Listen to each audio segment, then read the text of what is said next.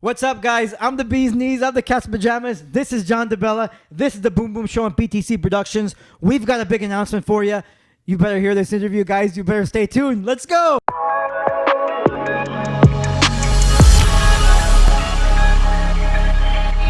All right, guys. I'm here with Jonathan DiBella. Jonathan, good to see you, man. Good to How see you, are man. you? Good, you? Good. Thanks for having me. Yeah, awesome to have you, man. We noticed that, on your Instagram, obviously, we don't get to see you too many interviews. We don't get to see you talk because you're always in training. You're always training hard. You're with your father. Shout out to Angelo DiBella. They run a beautiful school here in Saint Michel in Montreal. And now you've even transformed your garage a little bit into a bit of a training station. What's that all about? How do you train the garage? Good, man. We built a garage during the pandemic, Yeah. and we started off at Casa DiBella, and we're good, ready to go. Casa DiBella. So if you go on his Instagram, there's Casa DiBella as well, and they train in the garage. They've got, you've got mats set up. You've got like punching bag. The whole gym, the whole garage is like mats. Yeah. 2 bags, 1 water bag, and we got a double bag. Double end, yeah. So guys, if you're watching this 2,000, 3,000 years in the future, there was a pandemic going on. It's called Corona-19, COVID pandemic. So we're all forced to do whatever we can do. That's why we have to sit so far apart, guys. That's why remember that we want to stay safe. But here's a world-class athlete. Here is a world champion, a Muay Thai amateur world champion, undefeated in amateur kickboxing, undefeated in pro kickboxing, undefeated in amateur boxing. Jonathan DiBella, guys, he does what he can during the pandemic. And like I said, guys, you run a beautiful school. You have a lot of students now. So that's where you usually train. Is that your only place? Like, how does your training usually work during regular times? My father is my head coach, so we just train like at the gym. And he brings me everywhere. We go to New York. We go to sparring. He brings me spar everywhere. And we're mostly in our gym in our school. And you guys have like regular classes for the general public? Or? Yeah, general public, kids class, adult class, cardio class. Okay, cool. So that's basically a kickboxing school. I've been there. I've trained there. Angelo DiBella is one of the best trainers I've ever trained with. Obviously, I've striked with some of the best here in Montreal. But Angelo DiBella is, he puts you through the routine. You guys even have a belt system where guys can improve from white belt to black belt. How does it work? Yeah, white belt to black belt, like a normal normal school. Yeah, normal school. Karate school kind of. And what's the style there? What's at the core? What kind of kickboxing is it? So my dad started in Kyokushin karate, but he was a professional kickboxer at a young age. So he mixed the both. He mixed the both too. But like he does also boxing. He transforms into everything. Yeah. Because I've took your dad's classes. I mean, look, there's a boxing element. There's kickboxing element. He even does Muay Thai, knees, elbows. Yeah. Obviously, you're a Muay Thai champion. So talk a bit about your father now. Angelo, he was trained here in Montreal. He was around the same time as the Iceman, Jean-Yves Thériault.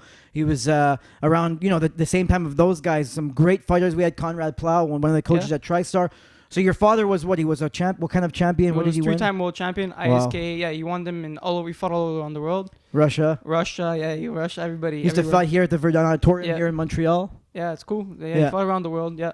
Okay, so and then your father was your coach. I mean, there's pictures if you go on your Instagram, there's on your Facebook and stuff. There's pictures of you as a baby in the karate gi. And so when did you start? Like, when did you start really training, or like how old? He put me on the mats like when I was born almost. So my mom there. My mom works for the gym also. Annie, Annie's. It's a family school at the DiBella. Yes, DiBella kickboxing. She brought me there while he was teaching, and he started with a belt system at 2 years old. He put me a white belt on me, and he kept me from 2 years old to like 6 years old as a white belt. He kept me. People think I have it easy, but I don't have it the hardest. He kept me from white belt the longest. So now you're a black belt. You've been a black belt for a number of years, and you're also one of the teachers there. Who do you? So are you a teacher there? Or are you just? I'm one of the coaches. There. So you have your clients and all that. It's just tough, guys, during the pandemic right now. The DiBella school.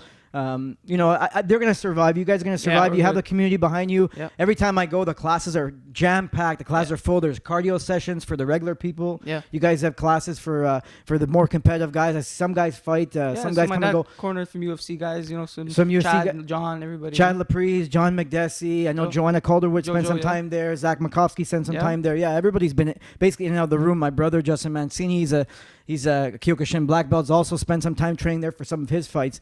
So talk to us a bit about your career now. I have some great stories about your career. You started your dad would give some shows in the East End of Montreal. You guys would basically rent a hall, whatever to do to get you some fights. He'd rent a hall. Used to bring people from everywhere, like Florida. Used to bring people around the world. And he used to just bring me to get experience. And that was from like a young age. And he brought me my first amateur fight was actually in New Jersey. Okay. So I grew up fighting in New York area, in the tri-state area. But then after as a teenager, I used to rent halls and he used to bring people around the world and fight me Man, as an amateur. I've been to some of those shows. Crazy, Yeah, it's like crazy. they would rent a hall. It'd be like a real family environment. It'd be nice. You got the tables, you got the chairs, and basically it would be for guys to get from your school to get experience to fight other guys. Exactly. Yeah, he used to do it more for me to get more experience because he knew I was gonna take it far.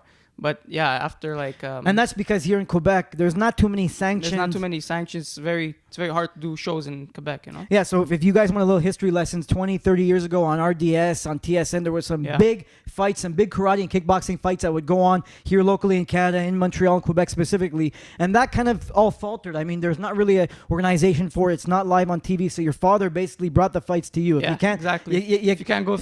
you travel, he brought it to me, He brought it to you, yeah. Exactly. And that was good. So you were undefeated through all those fights. I mean, I saw most of them. Yeah, and I haven't lost yet. They haven't lost yet. Okay, and then you did some amateur boxing. Amateur boxing, yeah, it's cool. One story, I have to tell it again. I mean, we were talking about before, but it's so funny. John DiBella has an amateur boxer. Obviously, the level he is, and I mean, Howard Grant can attest to this, who's one of the best boxing coaches in Montreal, in the world actually, had told me, he said, look, Jonathan DiBella, this man right here, could potentially win a world title in boxing. Forget about kickboxing, which is his base, but you went in an amateur boxing fight.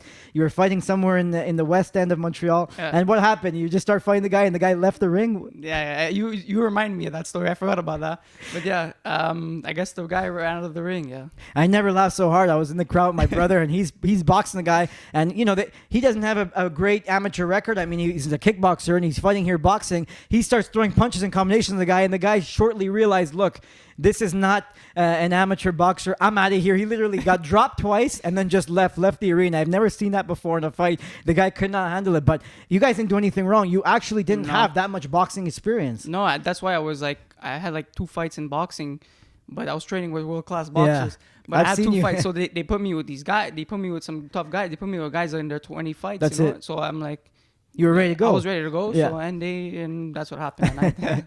So then after that, he went in Disneyland. You won the IKF Muay Thai Amateur World Championship. What was that like? So that was like, so the kickboxing division was taken. It was full, so we couldn't enter the tournament, the kickboxing. So it was I'm like, okay, so there's Muay Thai rules.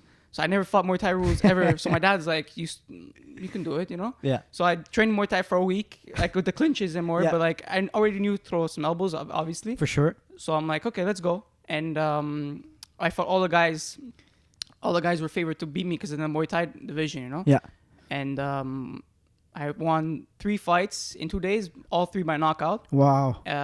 One of them by elbow, one of them by knee, and one of them by liver kick. So the guy I fought in the final was favored to win the whole tournament. You know?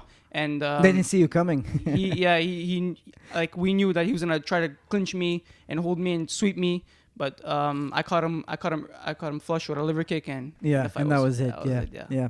So Jonathan, your style basically it's kind of American kickboxing style. You got a bit of everything. Yeah, a bit of everything. Boxer Good kicks, low kicks. I like low kicks. I like to low kicks. Yeah, mix it up. I know you and my brother have mixed it up with some low kicks. My brother Kyokushin come in, guys. I've seen this man take take low kicks from guys 170, 180 pounds, spar with Chad Laprise and all these guys, heavyweights, Tom Breeze and all these bigger guys. You know, what's funny is when you get to a high level, you guys have to understand that you're able to spar with all kinds of guys, different weight classes, small guys, big guys. Yeah. You put the beating on me sometimes and you're able to slow it down when we're sparring. Then you spar with bigger guys and you go a bit harder. But when you get to that high level, you can really spar with you could spar with a bevy of all kinds of guys, heavyweights. I see guys at your school. There's some heavyweights there. Some gentlemen there, really high level guys, and you're in there. You're mixing up with everybody. Jonathan is so high level. You guys have to understand at the kickboxing and the striking game that he can basically mix up with anybody. You want to talk about MMA, you want to talk about boxing, you want to talk about taekwondo, karate, wrestling. You just go in there and it's just your home. And I remember. Sure. Sparring with you was really tough. Is there one style that gives you problems or? No, I'm used to so many styles, so I go work well with everybody, you know. So I don't mind sparring like anybody, you know. I could any style, anything, yeah. Yeah, so there's not one style that makes you, like you said, you were training for Muay Thai for 1 week, you did some clinch work, and then you knew how to avoid it. I've seen all styles right now, you know. I've been training with pro boxers. I sparred with all UFC guys, I sparred with UFC champion Peter Yan, you know. It was a good experience with that too, you know, in Thailand. You went to Thailand with your father. What was that like? Yeah, I went with Thailand with my father. We were on vacation. I was having a fight coming up in the summer. I was there in the spring. Okay.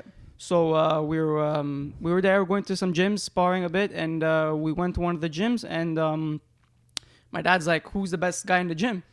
And Peter Yan was getting ready for his UFC Bantamweight debut. UFC champion, current bantamweight UFC his champion. UFC debut. Yeah. So it was 2 years ago, and he's already UFC champion. But we so it's knew pretty about good. him. I had Xavier Yeah. Aloui on here. We knew about it. He talked about Peter Yan when Xavier fought for ACA, the former ACB. Yeah. He talked about Peter Yan, what a high level the guy Yeah. was. Potentially someone that Xavier, if he Yeah. keeps winning some fights, might have to fight. Yeah, so Peter Yan is from Russia. I have no idea who he was, and he had no idea who I was. So I was sparring, round 1 was taken, so we're scheduled to spar round 2. It was MMA sparring. It was no kickbox sparring. It was MMA sparring.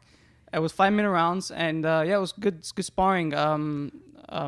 He knew, like, as soon as he realized I was He a saw striker, your high level. he's Yeah. like, we were striking the whole 5 minutes. So Yeah. it was a good sparring. I have the So video, I have the video as well. Yeah, It was I've good. seen it. That's awesome. And again, you're a natural 125er. You don't Yeah. sit around. You don't stay too heavy. Yeah. And that's someone who's a 135er. So Yeah. obviously he's got weight on you. He's got MMA Yeah. experience on you. The guy's training in Thailand. You just showed up. You went in there and you banged it out with. Yeah, so they told me who's the best guy in the gym. They told my dad who's the best guy in the gym, and my friend Arthur's like, this guy. I'm like, okay, cool. Let's see. You know, we want Yeah. experience. You know, we don't want to like. We just For want sure, experience. Yeah. So you talked about obviously going to New York, the tri-state area, going in, getting different training. Is there any other gyms that you're kind of affiliated with, or that people you train with? I know you said you've done some with Jimmy Rivera. Yeah, I sparred with Jimmy Rivera. So I grew up fighting in New York. New York is almost my second. Tiger my second- Schulman? Is Yeah, that- Tiger okay, Schulman's gym.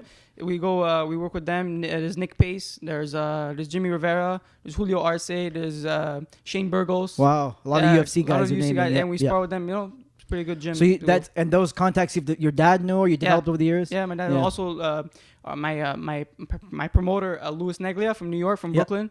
So we go with Zaruk Adashev. He's also a UFC fighter. Shout out to him fighting Shout out, tomorrow. fighting Wednesday on Fight Island. Yeah. So Oh, that's good. So, okay, guys, we kept you waiting. Obviously, we want to warm you guys up a bit. We want to get Jonathan DiBella here in studio. We're so fortunate. We're so happy at BTC Production, the Boom Boom Show, to have Jonathan DiBella on. Guys, something that we want to talk about. It's a crazy thing. I can't even believe that we get to disclose this. But Jonathan DiBella, you've been talking to me about it. We've kind of been hinting about it for a couple years. Yep. You kind of always kind of looked at that side. Like me as a wrestler, you always look at other avenues, what you could do, how you can make a living, what you could do.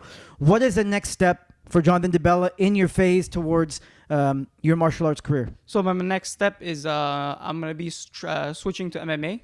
I won't be competing in kickboxing, but I'll be competing as a kickboxer in MMA. Wow. So I'll be representing kickboxing and MMA. So you actually want to bring this pedigree you have, this world championship pedigree, this striking pedigree, you want to bring it to the MMA cage, to the octagon, to the cage.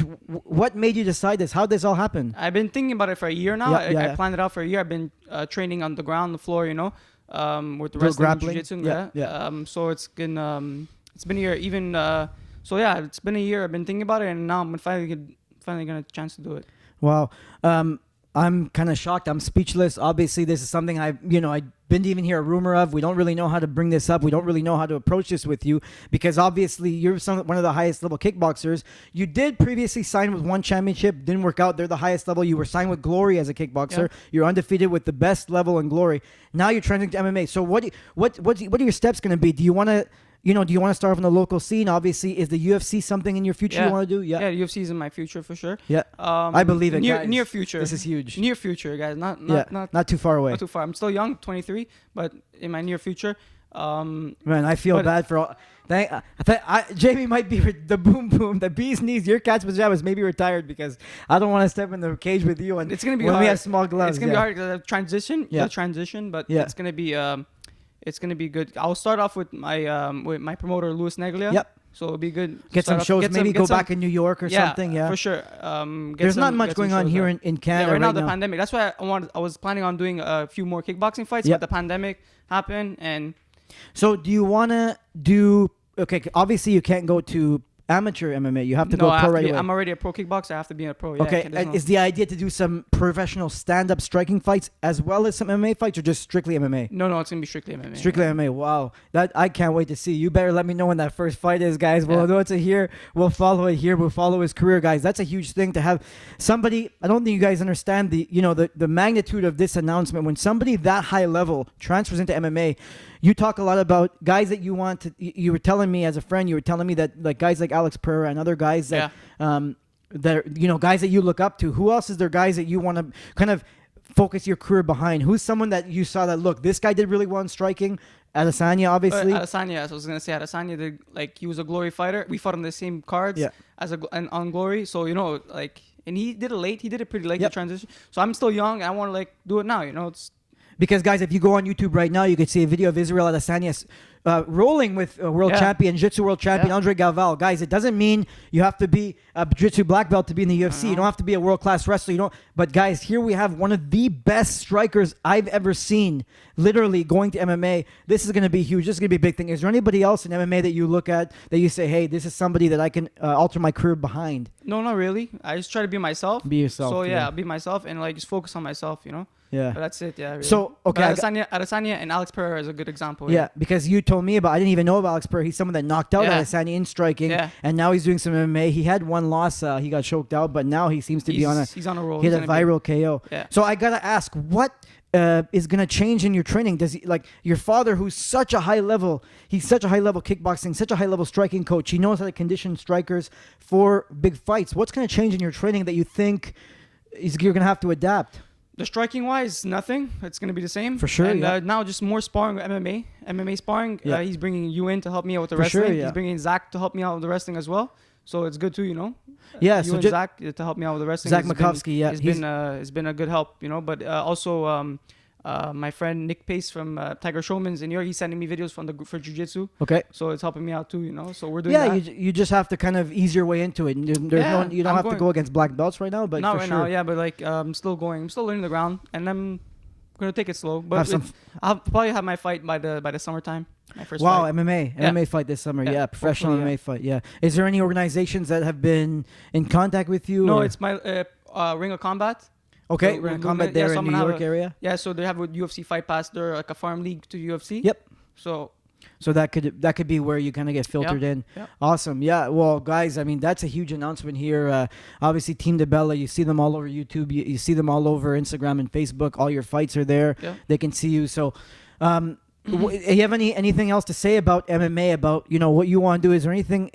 I know you're not a guy to brag. You've always been a confident guy, but you're not a guy to come out there and talk shit. You're always very respectful.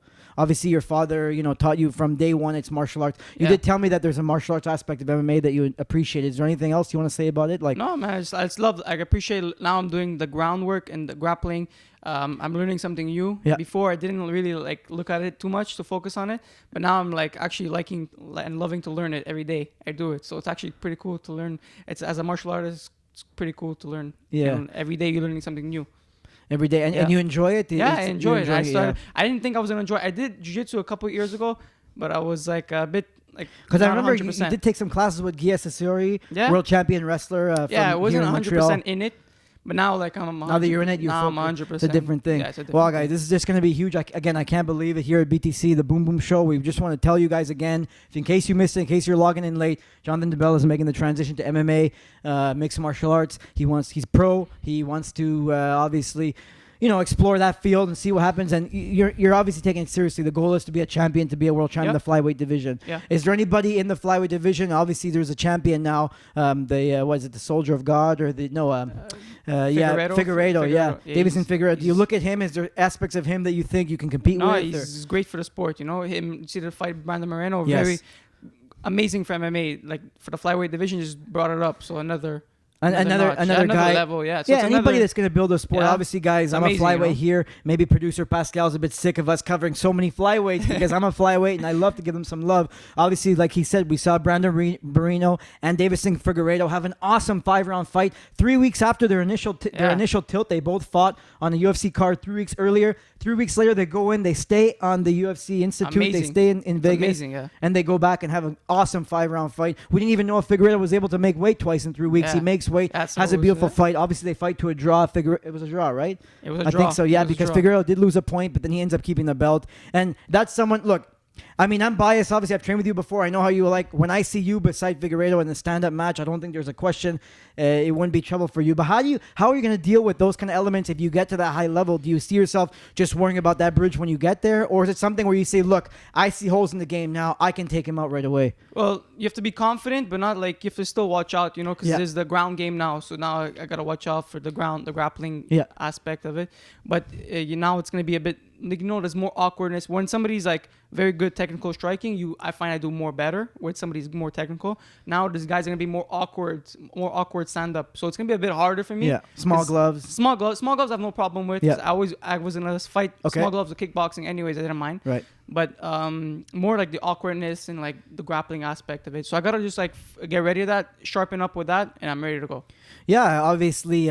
Look, when you're a high-level athlete in any sport, I mean, transition to another sport, especially when it's a combat sport to combat sport, it's not. People think it's apples and oranges. It is, but if you make it your own, obviously there's things like we saw GSP. You could see on YouTube he has videos of him rolling with high-level grapplers, and he's he takes his licks, but he keeps on coming. As long as when you're a competitive guy, you've got the competitive nature. As long as you get back in there, you keep going.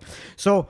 Okay, so your father's going to coach you. You're going to go a little bit to New York. Who else do you think that? Who else can you have as a coach? I mean, you do need some grapplers in your corner. I would assume. Yeah, for sure. We're not sure yet, like to see that aspect. Still getting there. Yeah, we're still getting there. But it's good to have you and Zach helping out with the wrestling part. So it's good. Yeah, I'm honored to be a part of your camp. If there's anything I could do to help out, obviously. Can't get more higher wrestling than Jamie. Yeah, I mean, I obviously I've been a national champion here in Canada, and I've wrestled high level. So anytime I can give my help a fellow flyweight build the division, especially someone here in Montreal, I pretty much haven't officially announced my retirement, but I really want to see the guys here in Montreal, especially yourself. I want to see you go far, Jonathan. I mean, look, there's not much else to say. Guys, he has a school here, a local school with him and his father and his mother Annie. They have a school here. It's the DiBella Kickboxing Academy on the east end of Montreal, on the north shore of Montreal. Yep. Kind of like northeast end. Yeah. So guys, if you're planning on joining kickboxing, if you want to start any level, are you guys doing some Zoom classes, Facebook Live? I saw you did Facebook Live. Instagram and Facebook Live. We do, yeah. Still going on. Yeah, and are you taking new members at the school right now, or there's not yet? Like we're still taking it slow. We're taking a break until like everything opens. Yeah, if everything opens, we're gonna be taking new members. But we're still open. We're doing stuff. We're doing stuff online and stuff. It was good. Well, great, guys. I mean, look, there's not much else to say. He said it all. Jonathan DiBella here. We're making a transition to MMA. We're going all the way, baby. I know you're going to go all the way. I know we're going to make it. I can't wait to see what happens. Thanks, and man. yeah, I mean, is there anything else you want to say? Any sponsors you want to shout out? No, shout out to you and BTC. Thank you. Yep. Thanks, guys, for having me. Amazing, guys. I love this production. It's amazing. Yeah, we hope to have you back in studio. Guys, look out. Take a look at our YouTube page. Like, comment, subscribe. If there's anything you're going to see in the future, we may have him back in studio. We really want to have him back in studio. I'll be back. Talking about fights, talking about MMA. Let's see. I want to see you, after we watch UFC fight, I want to see how you feel about the grappling. There's good fights this weekend. It was Connor's fighting Poirier. Yeah, who do you think is going to take that one? I think Connor's going to take that one, but it's not going to be as easy as the last time. Yeah. But Connor says he's gonna knock him out in 60 seconds, which could happen. Anything can happen in a fight. Yeah. So you're going with Connor. I'm kind of going with Connor. Yeah. But Poirier's gotten better. So it's gonna be an interesting fight. Yeah, I was saying in my last recap that I think, if it goes to decision, I think maybe Dustin Poirier could bang it out because he's a brawler. But I think McGregor's just too much of a sniper. I think he'll. Yeah. If he hurts him, he can finish him. But that's what I like about this fight, that Poirier evolved as a fighter. He did evolve, yeah. He did evolve, so it's good to see. Like the this transition. Fight. It's a very 6 good years fight. later, it's always fun. It's a very good fight. This is an amazing fight for MMA. A lot of good stuff going on in the UFC. All right, guys, that's it. That's Jonathan DiBella. No nickname yet. We're gonna find him a nickname, but when he goes to the UFC, hey, the Italian Stallion. Who knows what we'll give him? But when he goes to the UFC, guys, you better watch out. And people are gonna be watching this interview for years and years to come and say, "Oh my God, how did I miss that?" Jonathan DiBella, don't miss it, guys. Here on the Boom Boom Show, Jonathan DiBella going to MMA. Guys, follow him on Instagram, Jonathan DiBella. Jonathan DiBella, guys. He's always posting stuff about fighting. You gotta see some of his combination on Instagram. It's crazy. Watching him and his father do the mitts. That's it, guys, for the Boom Boom Show. I'm the Bee's Knees. I'm the Caps Pajamas. This is Jonathan DiBella going to MMA. We're BTC. We're the Boom Boom Show. Peace.